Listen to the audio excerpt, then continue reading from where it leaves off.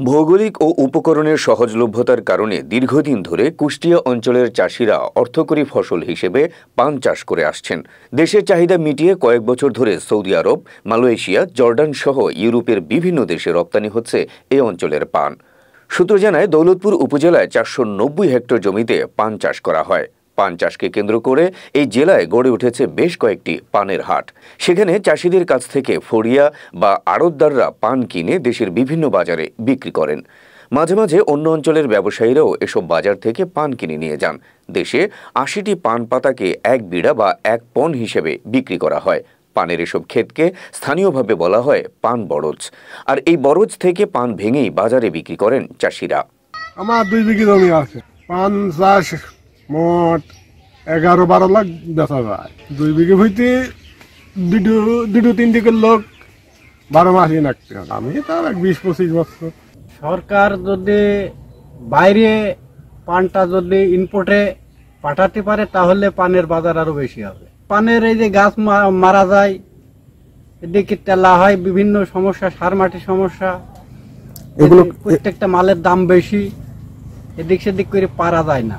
কৃষি অফিস থেকে কোনো সরকারি অনুদান আমরা পাই না। 2 যুগেরও বেশি সময় ধরে পান চাষে জড়িত এমন কয়েকজন পান চাষি জানান, বর্তমানে পানের বাজার দর ভালো। স্থানীয় বাজারে 120 থেকে 140 টাকা পণ বিক্রি হচ্ছে। আর যে পানটি রপ্তানির জন্য ফড়িয়ারা নিচ্ছেন সেটা 250 থেকে 300 টাকা দরে বিক্রি হচ্ছে। পান চাষিরা জানান, আধুনিক পদ্ধতিতে পান চাষ করা গেলে রপ্তানিযোগ্য পানের উৎপাদন বাড়ানো সম্ভব হবে। এছাড়া কুষ্টিয়ায় একটি পান গবেষণা কেন্দ্র থাকলে আরও ভালো পরামর্শ নেওয়া সম্ভব হতো বলেও মন্তব্য করেন পান চাষিরা। আগের থেকে ব্যবসা এখন অনেক ডাউন ভাই। কুষ্টিয়ার পান আর এখন তো সাপ্লাই যে পানগুলা সেরকম ভাবে এখন আর যায় না ভাই। আগে যাইতো, এখন আমাদের এখান থেকে খুব কম যায়, খুব কম ভাই। বাজার বৃদ্ধি করতে হলে সাপ্লাই যে আমাদের যে বিদেশ যে পানটা যাইতো, এই সাপ্লাই লাইনটা ফের আবার চালু করতে হবে পুনরায়, বুঝছেন। আর এই যে এলসি মাঝে মাঝে এলসি পানগুলো আমদানি করে ভারত থেকে, এইগুলো আমদানি বন্ধ করতে হবে, তাহলে আমাদের ব্যবসাটা টিকে থাকবে। পান দিয়ে আমরা রংপুর, এদিকে জামালপুর আর রাজীবপুর, পানের দাম তুলনামূলক এখন একটু ভালো। না লাভ পাচ্ছে না ভাই। কৃষকের যেভাবে একটা বড় যেরকম খরচ, সেই তুলনায় কৃষকের লাভ হচ্ছে না ভাই। এই দেশে রপ্তানি বাড়ানোর জন্য ভালো পান তৈরি করতে হবে। তার জন্য চাষিদের কিছু সহযোগিতা যদি উপর থেকে পায় তাহলে আরো একটু ভালো হবে। সরকারের সহযোগিতা দরকার আছে। এবার পানের উৎপাদন খুব ভালো আছে, এবার প্রচুর টাকা চাষি পাচ্ছে। সামনে আর আশা করি আরো বেশি ফসল হবে, ফলন হবে, আরো টাকা বৃদ্ধি পাবে। এদিকে জেলা কৃষি সম্প্রসারণ অধিদপ্তর বলছে, পান চাষকে আরও সমৃদ্ধ করতে কাজ করছে কৃষি বিভাগ।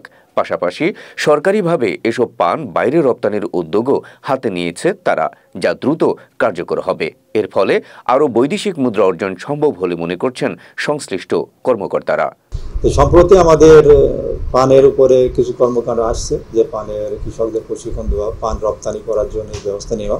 সেই সবে আমরা এখন সীমিত পরিসরে হলেও আমরা কৃষকদেরকে এই বিষয়ে পরামর্শ প্রশিক্ষণ দিচ্ছি। পানের নতুন নতুন জাতও আসছে। আগামীতে এই পানের যাতে আমরা পানটা মানে নিরাপদ পান করতে, আমাদের পান উৎপাদন সবচেয়ে বড় সমস্যা, আমাদের যে পানটা সেই পানটা আসলে নিরাপদ হচ্ছে না। এবং আপনারা জানেন যে একসময় আমাদের বিদেশে মার্কেট ছিল, আপনি বলছেন, সেটা কিন্তু এই শুধু অনিরাপদের কারণেই। তো তারপর থেকে তো পানের বিভিন্ন রকম যে আমাদের গ্যাপ বা উত্তম কিছু পরিচর্যা পান উৎপাদন সেই কার্যক্রমগুলো চলমান আছে, যার ফলে এখন যে পানগুলো আমরা উৎপাদন করছি অনেক নিরাপদ এবং এটা আবার বিদেশে যাওয়া শুরু হয়েছে। এবং আপনারা জানেন আমাদের এখান থেকেও আমাদের যে লক্ষ্মীপুর এখান থেকেও কিছু পান গেছে।